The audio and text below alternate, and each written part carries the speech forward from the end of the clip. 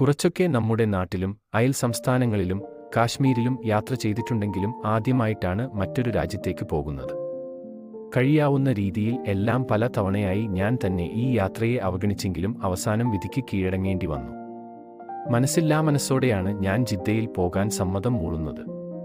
എത്രത്തോളമെന്നാൽ പഠിക്കാൻ ഒരുപാട് ആഗ്രഹമുണ്ടായിട്ടും സമ്മതിക്കാതെ വീട്ടുകാർ നിർബന്ധിച്ച് കല്യാണം കഴിപ്പിച്ച് വിടുന്ന കുമാരികളെപ്പോലെ.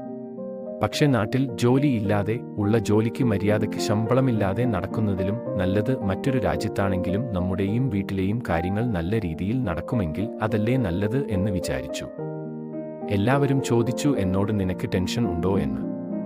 പക്ഷേ ഞാൻ എൻ്റെ വിധി പൂർണ്ണമായി ഉൾക്കൊണ്ടത് കൊണ്ടാണോ എന്നറിയില്ല. എനിക്ക് അങ്ങനെ പ്രത്യേകിച്ച് ഒരു ടെൻഷനും ഉണ്ടായിരുന്നില്ല.